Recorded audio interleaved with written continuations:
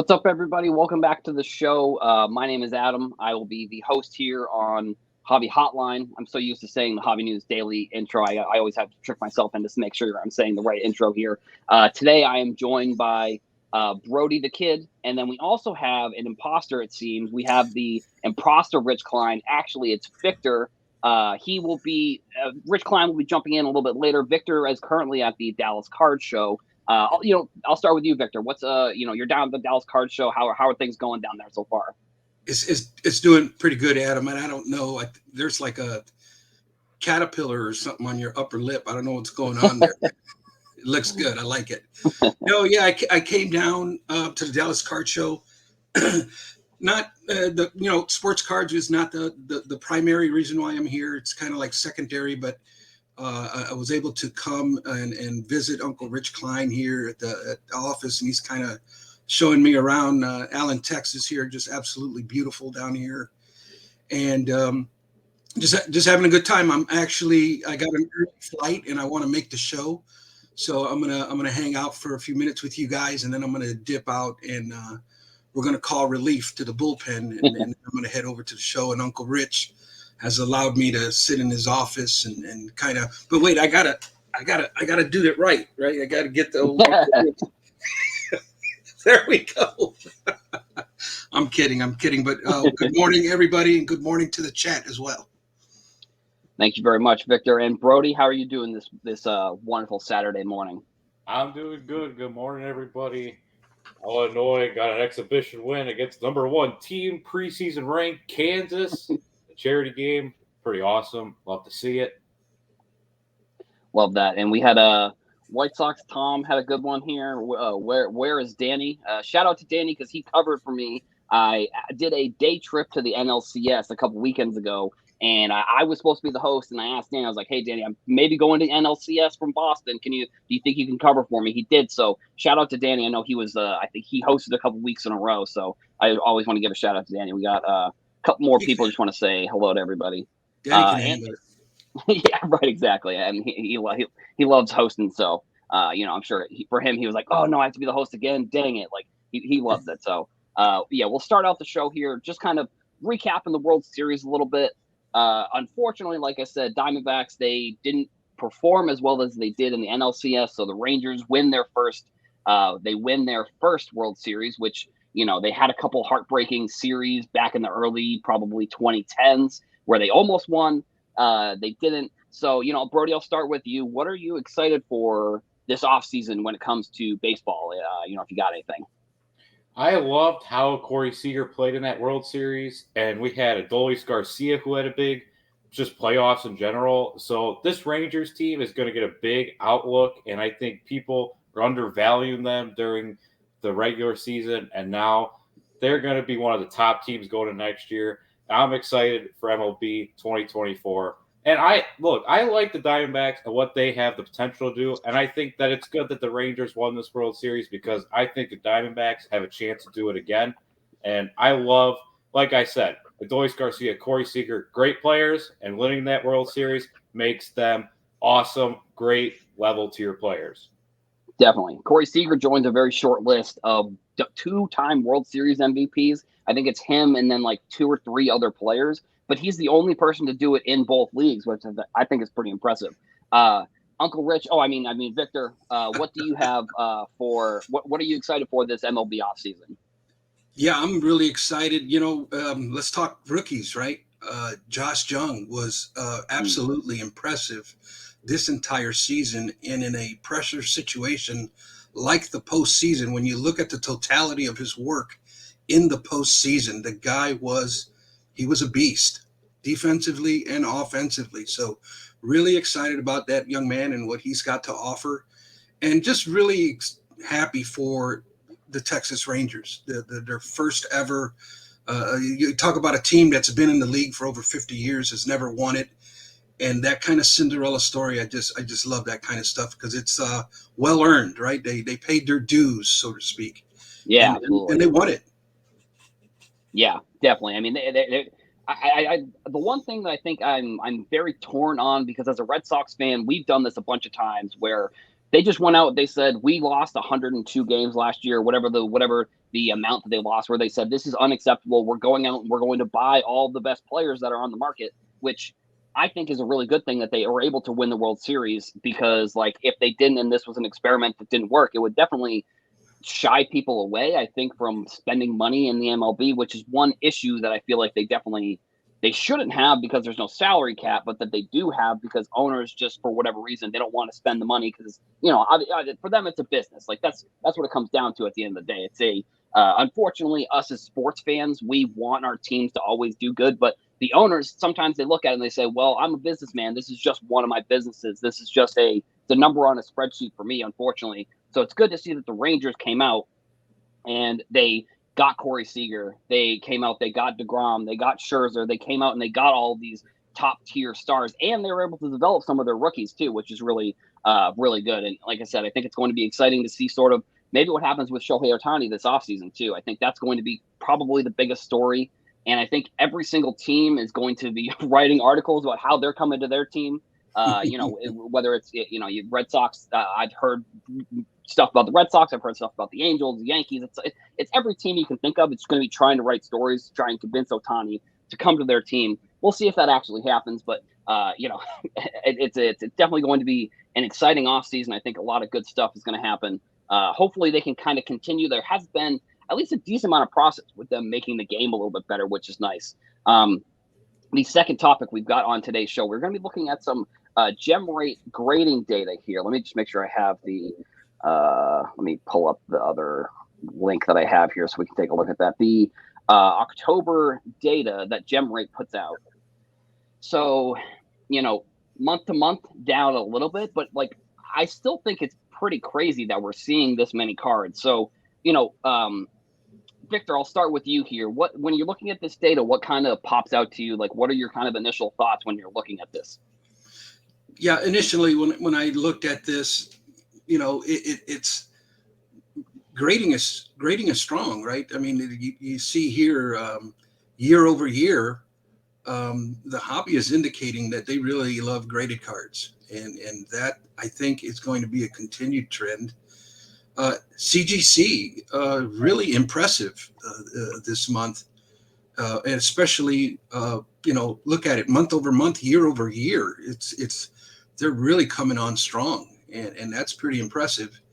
And I know there's more slides to this, and I'm sure everybody can find it online. But my point that I wanted to make on it, and it's nothing new, right? This information has been out 2 or 3 days already, and you just regurgitate a lot of people's opinion. But I there's some really good opinions out there on what's happening. And I credit Neo Cards and Comics. I was listening to him about this topic, and it really, I would love to challenge the grading companies that are not on here. More specifically, let's throw in Arena, let's throw in their Tag, and how about HGA? Let's see some population reports. Let's kind of see the overall picture, and kind of the point that he was making, and I kind of agree with it, is I'm kind of suspect of a grading company that doesn't show that kind of information and keeps that close-fisted. Let's be transparent, let's be open, and let's show some numbers. Yeah, absolutely. I mean, I think just from it still is mind-blowing that PSA is still grading 1 million cards in a month. Like that is, I mean, you think about it, like maybe there are so many cards, and you don't know how many of them are maybe being reslabbed but 1 million cards is not something to shake your stick at. I'll kick it over to you, Brody. What are your kind of initial thoughts when you're looking at this type of data? I'm still surprised that SGC's down at number 3, to be honest. I mean, they're up 12% month over month and 59 on the year, but I'm surprised that they're number 3. I think that when they went down on their prices, I thought they'd be number 2 easily, and I thought they'd be contending, but I'm surprised that they're down number 3. And I wanted to mention, too, because you mentioned Ohtani, real quick, I just wanted to mention, I'd love to hear our stories on what Mike Trout's going to do on the offseason. He needs to bounce back and show his Mike Trout self, or else his cards are going to start falling and falling and falling. Definitely, yeah. I mean, and he's always been one of the sort of steady players in the hobby. That's like, if you're looking to buy a player that is kind of, at least, we have seen significant drops in pricing of across the board, not even just really specifically with any player. But like, he was always one of the players that was like, yeah, he's a surefire good. If you're trying to bet on a player, you can probably bet on Trout. Yeah. Now, I think with Trout too, I'll get back into this data in a second. I think with Trout, the problem with some players within the hobby, I think what ends up happening is that the championships and MVPs get like baked into their pricing. And it's something that's, I think, different than most other industries. Like the championships, like I said, championships and MVPs, I feel like we're sort of baked into Mike Trout's pricing. Like that's why, he was so, like, if you look at baseball and pricing, he was probably number one for quite some time in terms of like overall value of a baseball player, at least one that's in the league right now. Players that are outside the league, probably a little bit different, at least retired.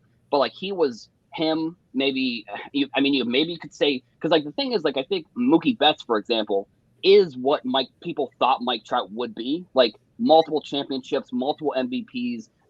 I mean, Mike Trout is a generational type of player, but it's almost, it's almost similar to like with PSA and SGC and Beckett, and this may be a little bit of a stretch of a comparison, but like Mookie Betts could be, I don't know. This comparison may not work, I think, but I'm going to try it a little bit.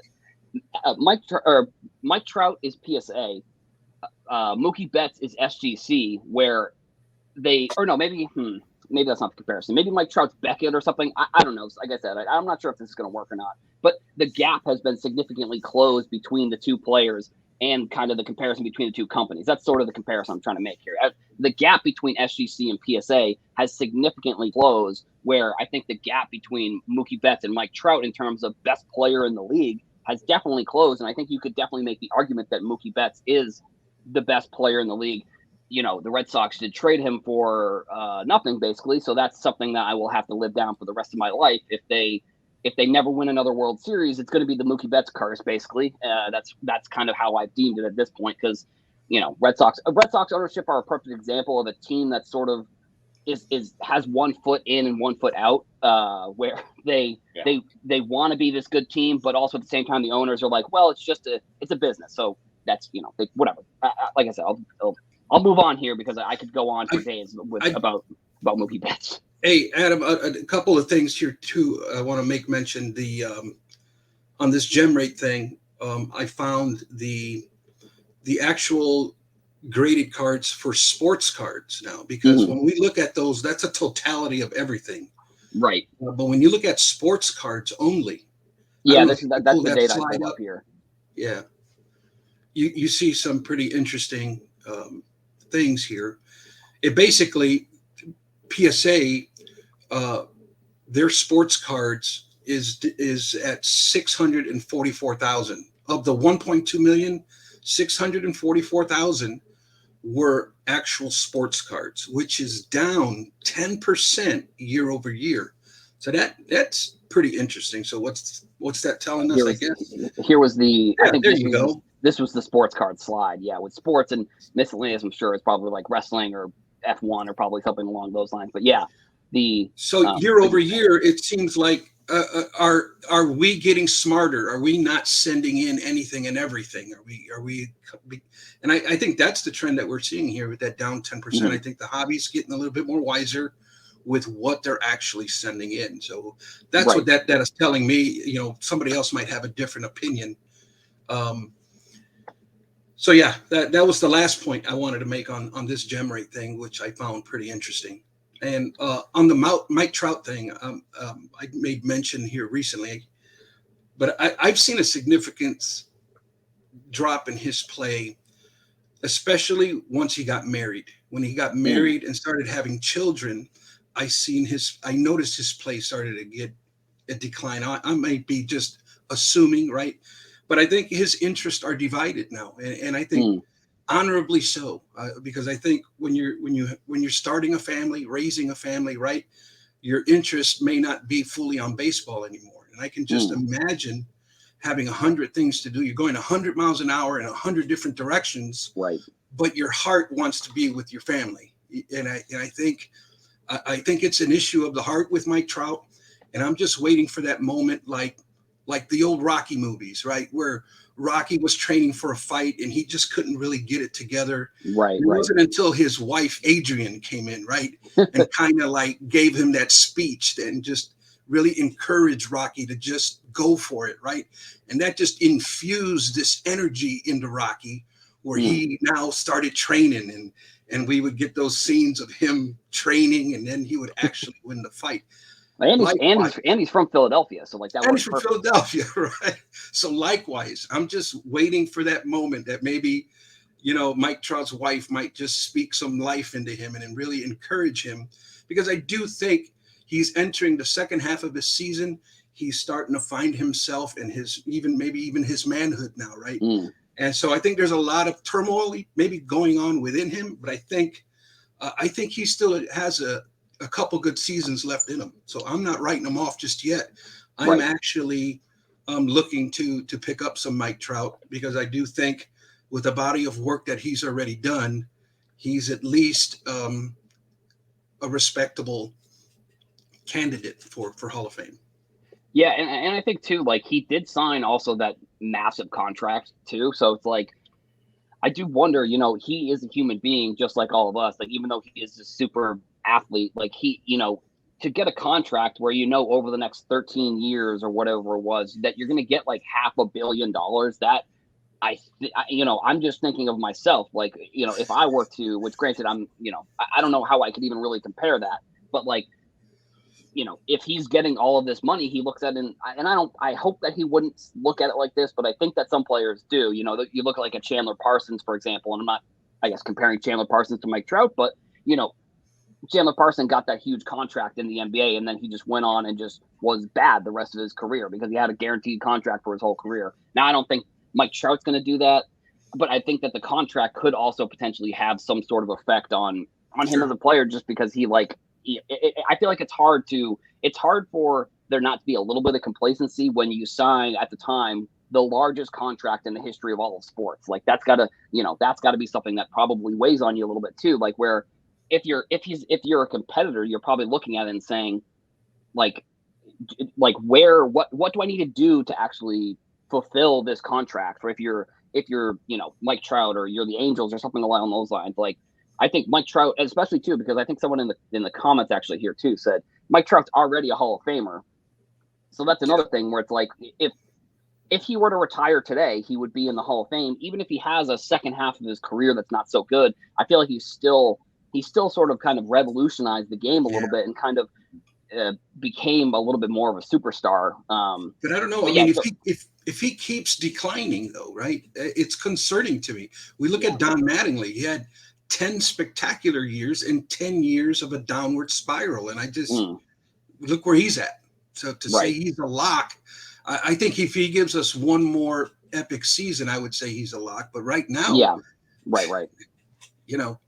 little tough. Yeah, and then just to get back to the gem rate data, I think when you look at year over year, PSA being down 10%, and then all of these, and then even, I mean, CGC, I guess, being down 50%. I'm not 100% from a sports perspective. Like, I don't think that 52%, I don't think is as big of a deal as the, because CGC isn't really like a sports card grader, I guess. I would consider them not really like that, but with SGC being up 46%, I think that's really good. And then even Beckett surprisingly being up 9%.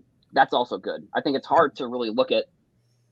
It's hard to look at a number that says total graded 600,000 and be like, that's bad, because it's like month to month, it's up 7%. Yes, they're down 10% year to year, but I don't know. I just think PSA has sort of figured out maybe the pricing that they want to do. They made a lot of changes there, and I mean, I'll kick to Brody before we sort of switch over to a little bit of a different topic here. Brody, like, do you think that there is ever going to be a chance where SGC overtakes PSA? Maybe I think that's kind of an interesting question there. Do you think that could ever happen, or do you think PSA will always be number one? They'd have to do something massive, I think, and I think they did their pricing change, and I think PSA is still grading 644,000 cards, and they're about 5 times more cards on sports side. I don't see it happening. There'd have to be some massive change or decline at PSA in a couple of years for it to happen. I don't see it happening though. And I guess maybe so, Victor. I think you might have to jump off in a couple of minutes or two. I'll ask you the same question before maybe we switch over to the next topic. Do you think that PSA will always be number one, or do you think that like SGC? And I don't think Beckett at this point really could overtake PSA, but I think SGC, sort of has the rumblings where they could potentially, if they keep kind of maybe, I don't know what they would have to do, but do you think that there could ever be a switch of like SGC and PSA switching that top spot, or do you think it's pretty much just this list right here that we have is basically the list that we're going to have for forever, like in terms of the rankings? I don't think so. I think PSA is king of the jungle. I think the only one that can take down PSA is PSA. And I think that's okay. And there's nothing wrong with being the second best grading company, the second most desired grading company, or the third most desired grading company. And I think I really liked the way it was prior to the boom that we just had, right? It was every grading company had their lane, and everybody was able to coexist, and everybody was able to be profitable. And I can foresee them maybe leaning back into each one kind of carving out their lane, right? And when we look at CGC, for example, they year over year they were at over 100%. Here in the sports, they're a negative 52 year over year. So they're probably carving their lane in the TCG side more than likely. And so, and that'll be, I think that'll be maybe the hobby carving that out, helping them carve that out. So we'll see what happens. But PSA is king of the jungle, man. Yeah, I agree with that. I mean, I think SGC has cemented themselves in that top three conversation. Whether they're bigger than Beckett, I think that's really honestly up to interpretation. Like, I think that's up to whoever is, I think that they grade sort of different categories, in my opinion. Like, SGC is more like PSA than Beckett is like PSA, where SGC grades more like regular base cards, where Beckett, I mean, I feel like any RPAs nowadays you're seeing are, for the most part, they're going to be graded by Beckett, I think. I would say I'd say that's probably, and I'm gonna highlight some of the comments here. Hard to stay at the top of the game. Yeah, this is back to Trout. I think kind of similar. Go ahead, Brody. No, I'm just saying that's true. I mean, the Angels, they've only made the playoffs one time. They've always been there, Yeah. Right, exactly. Yeah, and then SGC year over year jump is the big story. Yeah, I think so too. Like even before this year, I think that they've had this type of growth within the hobby, with people really grading a lot of cards there. And I mean, I think that there are a lot of like content creators that are sponsored by SGC. So like that, I definitely think that helps a little bit. Like, I don't see really many, like, I hate the term influencers, but like influencer type people, I just call them content creators. That's what they are. Whether you want to call them influencers or not, that's your business. They're content creators. You get to determine whether they're influencing you to do something. That's not for me to determine. I like it. But yeah, so like, if SGC does marketing in that way, PSA really kind of doesn't. So I think that also definitely helps with, they're having deals for grading, stuff along those lines. And I mean, yeah, it's SGC's position to lose, basically, at this point, in my opinion. Like, they would have to really mess up pretty badly, because we've seen PSA have to shut down. Like, that happened in this timeline of sports cards. Like, not I feel like the pandemic era, I don't know when exactly, you have like the junk wax era or whatever. I think this era is going to be known as a grading era. There's going to be some sort of grading element to whatever they consider this era, basically, because of how much we've seen grading really taking over. And kind of sort of transitioning here, a company that is not Topps or Panini, that is in the kind of zeitgeist of the world, is going to be Leaf, who just signed a pretty big, probably one of the biggest names in all of wrestling history. Gotta go. You gotta go, Rich. I mean, That's my call. That's my call to the bullpen. Perfect. As All right, guys. Thanks. Yeah. See you. Thanks, Victor. Also, I forgot to talk about at the beginning of the show. Brody, have you jumped into Fortnite yet? Have you jumped into the new map? I did, man, and I'm excited to see what this has to do for Fortnite cards. It's very possible that the Fortnite card market has a different, it could go up because of this. A lot of old players are playing again. I had a lot of fun yesterday. Yes, I mean, I jumped in. I got my first victory royale in quite some time. I mean, I used to play a lot of Fortnite back in the day, not as much anymore. But even just going back to the old map, I landed right in Pleasant Park, right in that top left house. I hit the same chest. And I'm sure people are probably talking a different language to people that don't play video games. But at Fortnite cards, honestly, in my opinion, have always been something that I've been kind of interested in, just because like the game is so popular and it's such a iconic thing like in popular culture that like I don't know. I mean, it doesn't always translate to cards, but I do think that some of those first sets that Panini came out with are kind of interesting to buy, like with those original early game skins. I think are pretty interesting. We have Rich Klein joining in the building. Rich, before we get into the rock topic, I want to say how you doing? How you doing on this? Like I said, wonderful Saturday. Oh, it's wonderful. I've been at the Dallas Card Show the last couple of days. Thursday night was one of the slowest I ever saw, but it was rocking yesterday. It was a really good day at the show, and even before the general admission came at 2:00, it was rocking. So anytime, and the advantage for us at the show is we can actually walk from here to the show.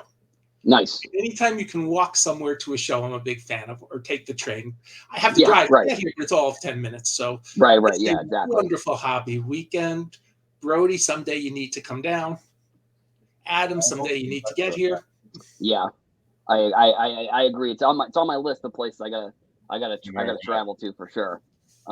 Anything from the Dallas Card Show that surprised you? I mean, I think Victor's heading in there now, so you've been there. So anything that has been surprising so far as you've kind of been at the show? I think the most surprising thing is that, and I always say this, the hobby may be evolving, but it's not dead. It's still a very active place to buy and sell cards and trade cards. The show was crowded yesterday. I'm sure today is usually the biggest day. And so there's always interest in cards. Now, the difference is that it may not be at some of the elongated prices I was listening to your recap. I didn't get to listen to all of it. I tried always to listen to your recap each week on Saturdays when I can, and I didn't listen. But a 52 mantle that sold it's still sold for more than $1 million. Right. I still remember when cards like that were $15,000. So exactly. If you had bought it in 1986 when Rosen made the fine for let's say $15,000, and you cashed it in for $1 million today, you probably are very happy. So, yeah, right. So you look at it in the long range view, we're doing fine. Right. Totally. And I think there's money to be made in crisis. There's money to be made in when things are not going as well as maybe we hoped. That you can go on YouTube this week, and that was kind of one of the past couple weeks as one of the big sort of topics that we saw on a lot of channels was which this has literally been there. This goes in cycles. This is the one thing that as soon as prices go down a little bit, everyone freaks out. Everyone loses their minds. Everybody makes videos about how the hobby is dying or it's crashing. And I don't necessarily really think I think that was one of the things at the National that I think people were saying it, but I don't think the other way that people were actually saying that the hobby is dying. I think everybody was kind of trying to be like, yeah, we're doing fine. Like, it's not really that big of a deal. I do think, obviously seeing a mantle go down $1 million is it's pretty shocking. But at the same time, it's like you said, if you zoom out a little bit, in the 80s or 90s, you could have bought that card for what, 15,000. So I don't know. I mean, in 1982, we priced it at Beckett in probably what would be PSA 6 condition at about $30,000. Right. I will take 30,000 to $1 million in 30 years, any time, any day of the week. Right. The other thing I mean, want to even say, I'm sorry, go ahead, Adam. No, I was just gonna even if you zoom out from 2018 to now, the cards that are like I forget who, I think it was Run Good Life, I think is an account on Twitter that does it. It's a pretty good Twitter account. They were posting some charts that were from, I think it was 2019 to now, like a bunch of cards that really shot up in value and have came down pretty significantly. But if you look at that 2019 to now, they're still up 100%.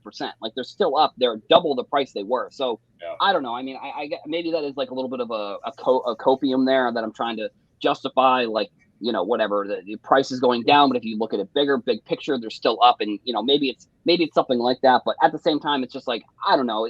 There's so many different ways to do the hobby. Like you really can do it a bunch of different ways. And that's one of the things that, I mean, I like about sports cards too.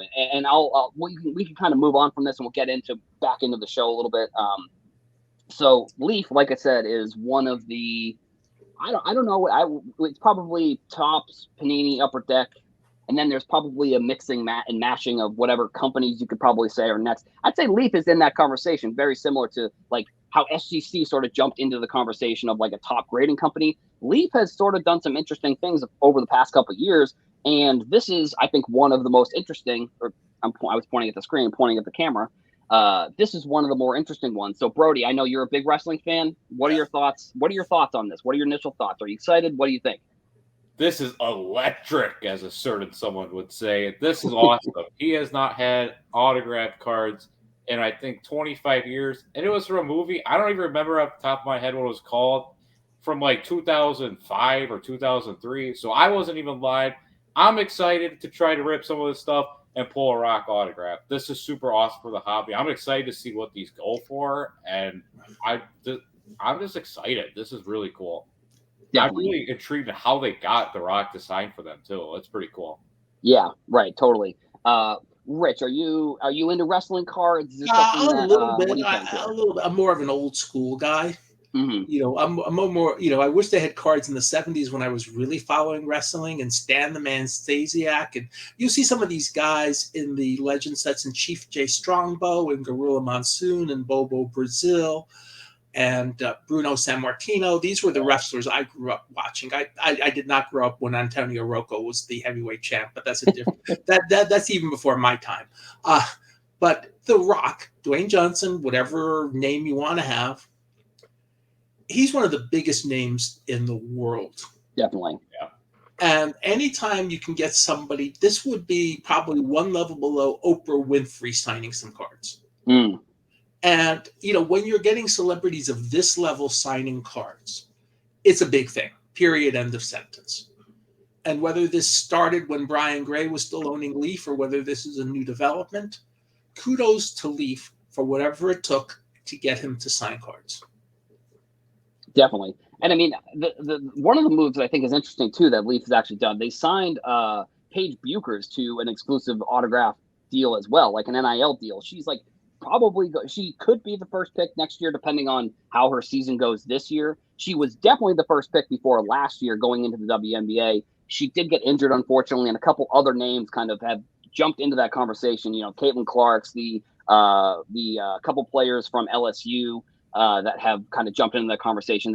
So Leaf signed Paige Buchers, which means Paige Buchers wasn't in that Topps Chrome Bowman set, which I thought was kind of interesting. I didn't know why. This is obviously the reason why. It's because she had the NIL deal with Leaf versus with Topps. So, you know, the other question, I'll kind of go around and I'll wonder, like, the one thing I thought was interesting is that it says Dwayne Johnson on the card, not The Rock. So, like, do we think that those are two, like, do we think that the intellectual properties, like, I'll ask you this, Brody, you may know this answer. So, like, do you think that they signed Dwayne Johnson and not The Rock, and that those are two different people, even though Dwayne Johnson, they did him with wrestling?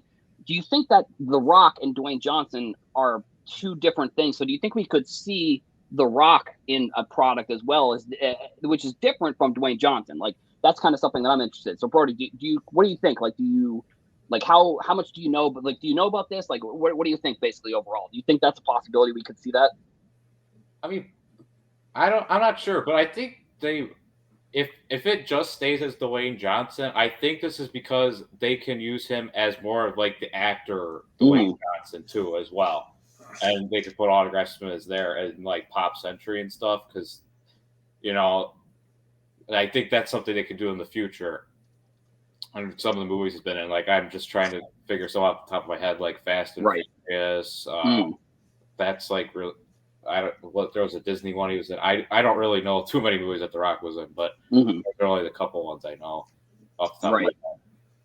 And actually, I'm going to pull up some of the other potential autographs we're going to see, which is this is an insane. And I think too with wrestling, that's cool is like they don't really like, especially with Leaf and with companies that don't have maybe the licensing for WWE. They can really kind of do a lot with wrestling because like they don't, it's not like jerseys where they have to worry about the MLB logo. They have to worry about the team's logo. They have to worry about all these things. Like they can kind of create these cards, and these are cards that like they don't have to like really Photoshop that much stuff out. I mean, I feel like Vince McMahon has been very notorious for keeping people's intellectual properties. So, like, maybe that's why we're seeing some of these older pictures. Maybe that's why it's Dwayne Johnson and not The Rock potentially. But I'm not sure. So, like, Rich, from your perspective, like, for when it comes to like wrestling cards, like, do you think it's more of an autograph type of game, or do you think like the base card, maybe one of ones could kind of make their way? Because I feel like that's also something that's changed a lot in this era of cards, or like numbered cards and stuff. If you noticed, the Steve Austin does not say Stone Cold Steve Austin. Yeah. It just says Steve Austin. Right. So again, the intellectual property of the name they were known as in WWE or WWF or WCW or whatever it is not being used. Steve Austin is his name. Hulk Hogan, I believe, may be his legal name at this point. His real name is Terry Bollea, but you can't really call him Terry Bollea. Nobody would know. Nobody would know who that is. Right. So you've got but Hulk Hogan's a famous enough name where I think that's one where the intellectual property issue is not. And there it is. We've got the answer. Yeah. This is. I mean, it's kind of honestly that's sort of what I figured. And even this one, it's like Sylvester Stallone is Rocky. That's kind of the who you're shooting for. You're shooting for the Rocky collector, hopefully. Now, granted, it's Sylvester Stallone. They're not going to sign Rocky. That probably is owned by, I don't know, some like Universal or like Disney or some company too. That like it's the same thing. I think it's cool that they're able to get these people in there in a different way. Where granted, it's not. I don't know, licensing within wrestling, I don't really think that is much of a big deal. And I do like that a company is sort of trying to get around not having the licensing in the same way that like these other companies do. I think, with Hulk Hogan too, like I think it's cool. Like this is going to be an insane card. Like this has got to be a one of one probably, or there'll be a one of one version. But that's one thing that I think is interesting with wrestling cards. It's just that like, they can kind of, like I said, get around, they can get around the licensing in this way because they have intellectual properties as wrestlers, but then they also have their real names, which they can use, which essentially they're associating with both of them. I think another big name. Actually, do you guys, Brody, do you have any final thoughts on this topic? We're going to move on to the Bronny James topic, but do you have any final kind of thoughts on this before we move on? I'm just excited that The Rock's back to signing, and I would love to see what these dual and quads go for. It's going to be exciting to see. Definitely. Rich, same question to you. Do you have any final thoughts before we move on to I think this is a master stroke by Leaf. This will really generate interest in their products. I think, they're obviously the big companies that have the major licenses. Leaf is definitely among, let's say, second tier companies. This definitely makes Leaf the number one of the second tier companies. Yeah. I mean, they're not. They don't have the major license, but they've learned how to work around all this stuff all these years. Right. And Brian Gray, when he owned Leaf, has always said, "I love not having a license in a lot of ways. It let us be more creative." Right. Exactly. Look, Bo is probably right. Bo is a big wrestling fan, so I will concede to. But the point is, whoever owns the Rock name, wherever reason, Leaf chose just to call him Dwayne Johnson instead of the Rock, and maybe they have a separate agreement later. We don't know, to use the Rock at some other point. That again would be a wonderful thing to do.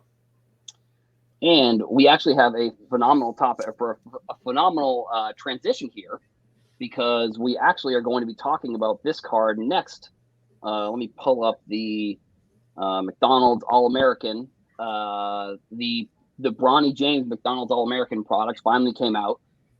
There were some rumors earlier on in the year when I guess the 2022 McDonald's All-American product was coming out that Bronny James had signed an NIL deal, but then like he wasn't on the checklist, which I thought was kind of confusing. And I think, Rich, I'll ask you this question first, because I thought something that was kind of interesting about this product was that, is this one of the first times we've seen a 2022 and a 2023 same product come out within a year? Like, because the McDonald's All-American 2022 product came out in probably April or May, and then it's obviously, it's November or October time period now. So like, do you find that strange that they're coming out with two of the same product with different years in the same year? Has that ever happened before? Have you seen it has like happened that? before, and off the top of my head, I don't remember when. It has happened before where you do one and then you get the next. But remember, we are finally in the home stretch of catching up on how all products are being released on time. We were still in a backlog. We still have a few things that show up in a backlog, like 2022 Topps Chrome, Platinum, or whatever they call it. That really big set with all the parallels and autograph. Right, it's a really nice set in the 53 design this year, but it's a 2022 set released in 2023. I suspect next year maybe we'll get the 2023 issued early in the year and 2024 issued around now, and we will finally start catching up on everything being issued in the year it's supposed to be issued. Right. Also, remember, in baseball, you basically have from Topps, and this has been going on for a while, until Topps ones come out, you can still issue the previous year's stuff. So let's say something like, and I'm just going to spitball here, Heritage Minors comes out in January 2024. Let's say next year it comes out, 2024 comes out November 2024. And you get everything done at the right time. You've issued two products the same year. You've spun the calendar a little bit. So it is very plausible to have a situation. You don't want to have them sort of piling on top of each other, but it can happen. And as I said, we're still catching up from the remnants of falling behind during the pandemic. Right. Yeah. And so, Brody, I'll kick to you. What are your thoughts on the card, like the Bronny James card? Is it something that you're interested in? Do you think it's something that going to hold long-term value? Like, what are your kind of your thoughts on this card? I mean, it's going to really depend on how he performs. But, I mean, Topps is doing everything they can to make Bronny James look like a star before he steps on that court at USC, because they know that he's LeBron James' son. Right. He's LeBron James' kid, and they want to make him look like a star so that you buy his cards. And if LeBron James' kid makes it to the NBA, it's going to be a really big deal, like how Victor Wembanyama has been a big deal. Definitely. Okay. Period. I mean, and the odds, obviously, he won't be as good as Wembanyama. However, like to me, for example, and I don't think it may have been done, it may not have been done. I think Topps had a missed opportunity 20 years ago when Patrick Ewing's kid played, not for a long time, but Patrick Ewing Jr. played in the NBA. Patrick Sr., Patrick Jr., Tim Hardaway Jr., Tim Hardaway Sr., Glenn Rice Jr., I think, has played in the NBA. I know Gary Payton's kid is playing either college or pro. I mean, there's a lot of sons of NBA players in the league. I mean, what an opportunity for autographs to get both the current and the dad to sign cards. Totally. Yeah, definitely agree. That would be, I'm sure it's been done. If it hasn't been done, it needs to be done just to get those people in. Absolutely. Okay, I'll get that. Except that Manute's not living anymore, so you can't get a dual signed card. You can get a photo of Manute, and but you can't get Manute to sign, sadly, anymore.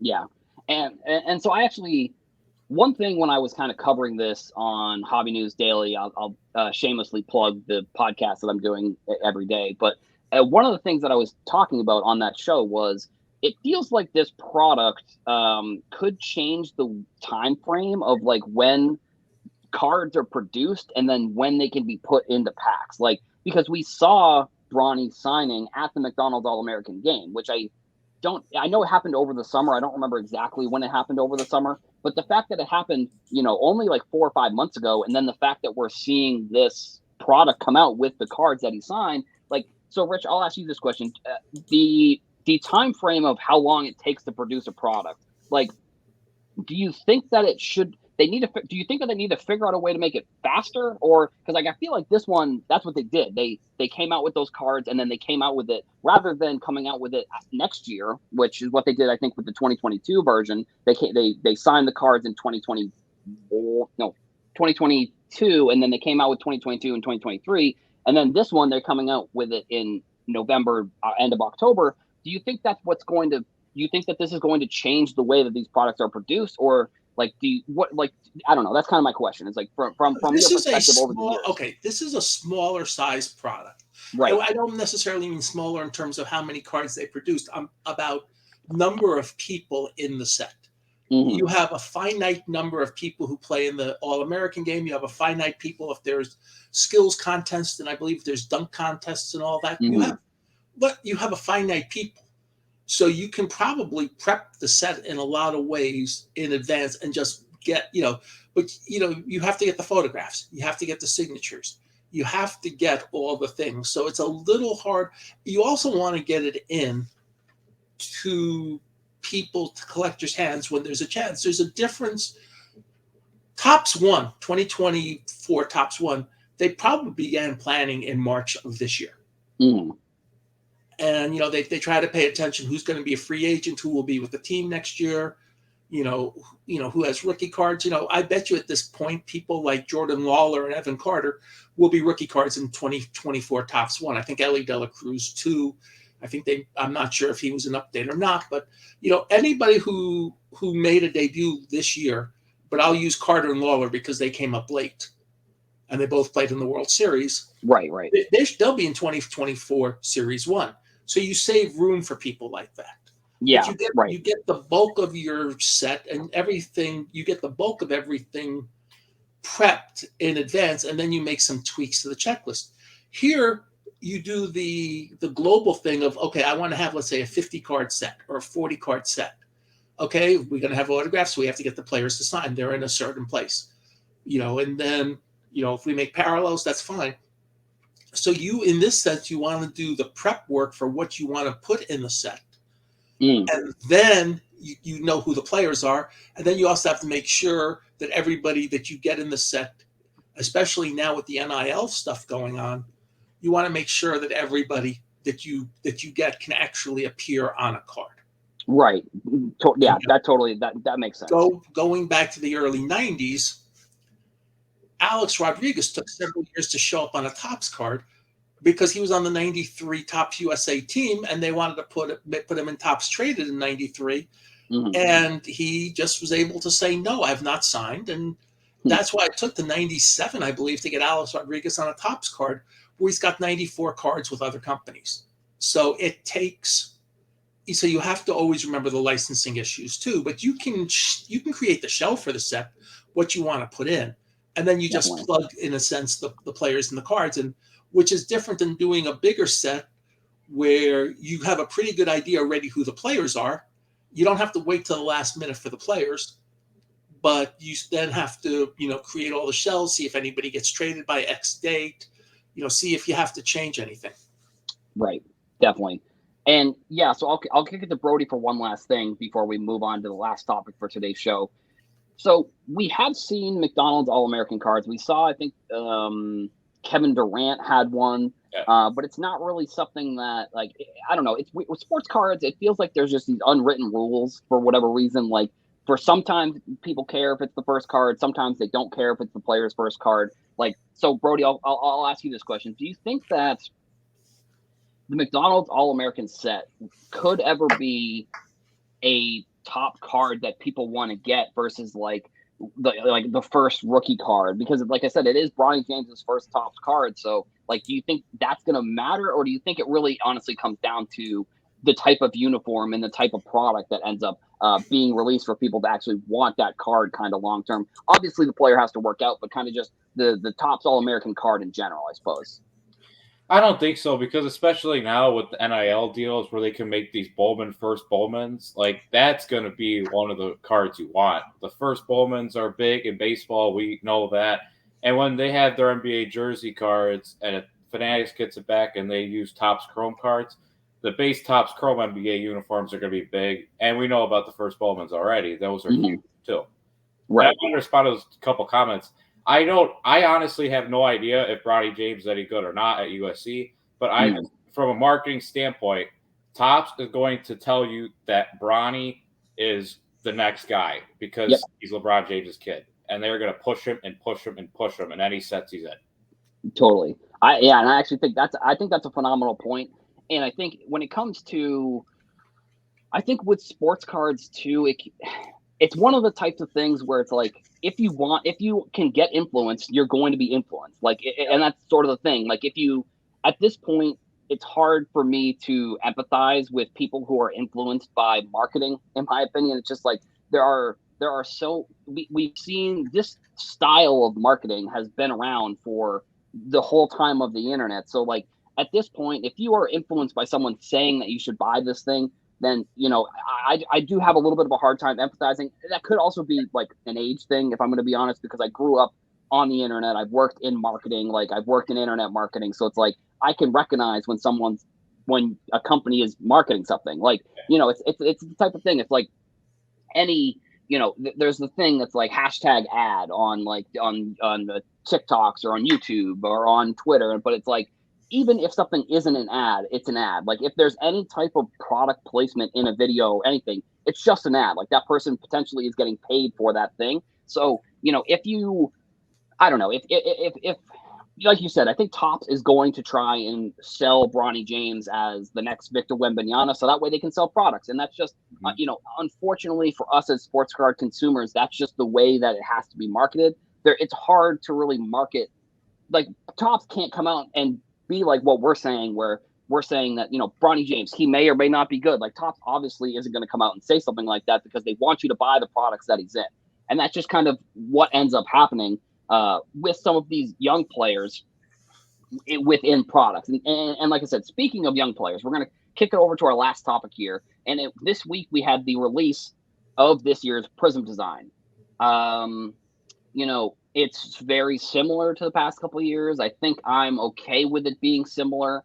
I think from a design standpoint, I think they have changed it enough, in my opinion, where, it's not just the same design over and over again. It's the same style for sure, but it's not necessarily something where I'm sitting here being like, I wouldn't buy this product because of the design. So, Brody, for you, like, have you had a chance to get excited for this year's Prism? Like, what do you think of the design? Are you excited for this year's rounds of rookies? Like, what do you kind of think of what are your initial thoughts on this year's Prism?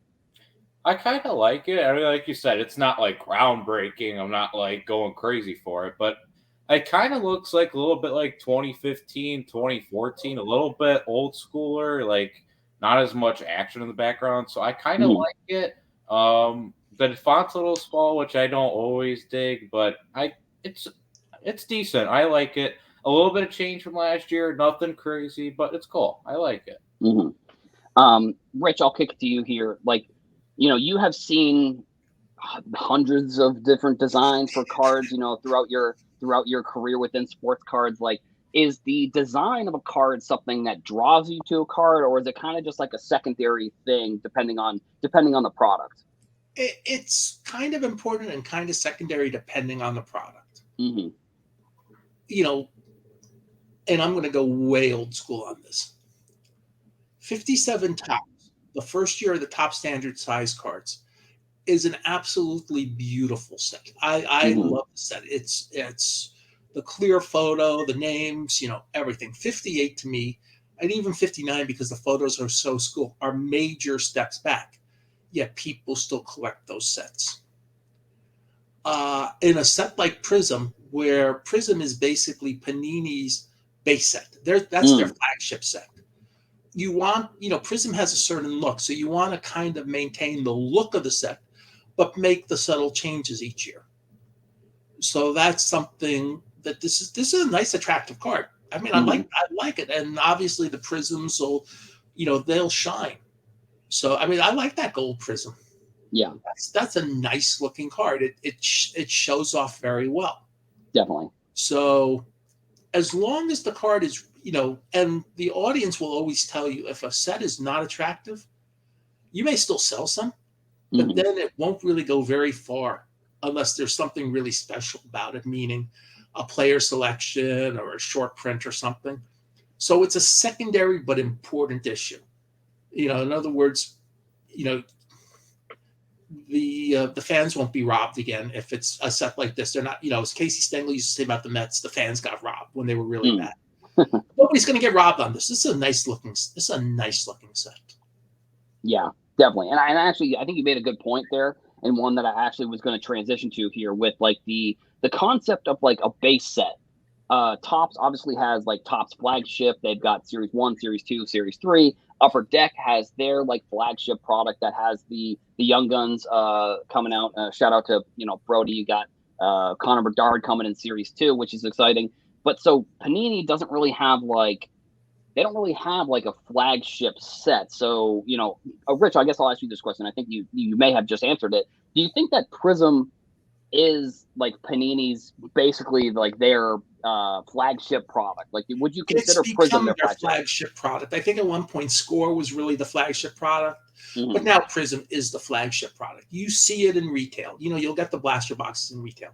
The collectors love Prisms. Some actually love the fact that they try to chase the rainbows of God knows how many parallel sets. I think one year they have 46 or something.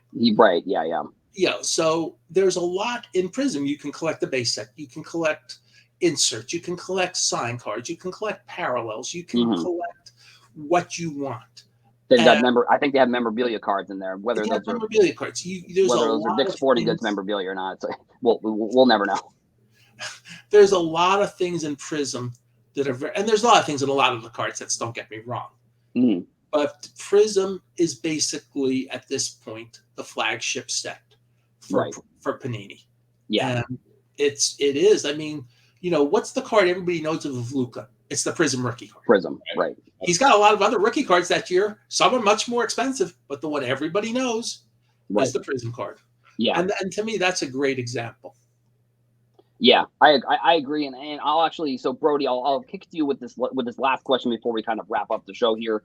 Is Prism for you the set that you think is the flagship set? Because I feel like there's Optic, there's Donruss, there's Prism obviously. So like, would you consider Prism as basically Panini's flagship set? Yeah, I'd agree, especially because, like you said, that's the rookie card that people remember, and I think that's what makes a flagship set. And that's what I think. Yeah, I'd agree with that. Uncle Rich has seen thousands and thousands of designs. I have. Yeah, I have seen thousands and thousands of designs. And when I go through value boxes, I see all the thousands and thousands of we talk about value boxes. We use the term dollar boxes for value boxes, but I really use the term, it's sort of intermingled. But when you go through a value box, you see a lot of designs. You see a lot of stuff. Right. And bless the people who do it, because they have to design the sets. And a lot of, Upper Deck hired, I always forget their name, but the people who did the Metal Universe cards in the 90s are now designing cards for Upper Deck. Right. They've hired some really top-notch designers. Definitely. Upper Deck, they found them. I think somebody helped them, and they got them sort of out of retirement of doing cards to, hey, you're going to do cards again. And I'm sure for them, it's like extra money. They're all thrilled about that. Right. Totally. So it's a good thing. And I want to give you a shout out, Adam. Most Saturdays, as I tell, when I do try to listen to your catch up each week. I don't listen on a daily basis, but I do listen most Saturdays, to your, I find it's a very good way to get a recap of the week. Absolutely. I mean, Brody, what have you got coming up? When's your next life? I just watching sports today. We got college football and Nice. we got WWE pay-per-view Crown Jewel. So Nice. I'm excited to just sit back and watch some sports today. Love that. And yeah, so I mean, pretty much that's all the topics that we have actually for today. We're running up right at the top of the hour. So, first, Brody, do you have any closing words, any messages you want to give the audience before we wrap things up today? Oh, I just have a good weekend and enjoy whatever you're watching. There's a lot to watch, so enjoy it. Have a good day. Absolutely. And then, Rich, same question to you. I've You have any enjoyed being words of wisdom? I've enjoyed being the closer today. By Lee Arthur, since Victor is a Cubs fan, my Bruce Sue or Lee Arthur Smith imitation worked very well today.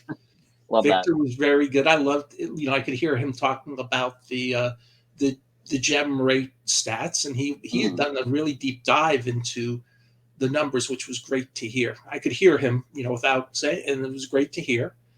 And it's fun. And next week we'll have more topics. I'll be back next week for the full hour instead of a half hour, which some of you may say it's great, and other you may say that's an hour and a half too much of Rich. Yeah. So I think I usually say this on most episodes. There's always new people coming into the hobby. So us as creators of content, if people have questions, make sure to answer these questions. Like at one point, or just anybody in general, if someone asks you a question about sports cards, just answer it with grace, because at one point you probably were asking similar questions. So just remember that there's always new people coming in every single day. And if you can help them make their hobby experience better, that's always a plus for me. So thank you all for listening. I don't think we have an episode on. No, we might have an episode on Tuesday, I think, coming up, because it's the first Tuesday of the month. The first Tuesday of the month. We will have a Tuesday night show. So there will be a Tuesday night show on the Hobby Hotline YouTube channel. And then next week, we'll be back here on the Bench Clear Media YouTube channel with our normal Saturday show. So thank you all for listening. Thank you all on YouTube for leaving comments and liking and sharing. Thank you all, and we'll see you in the next one.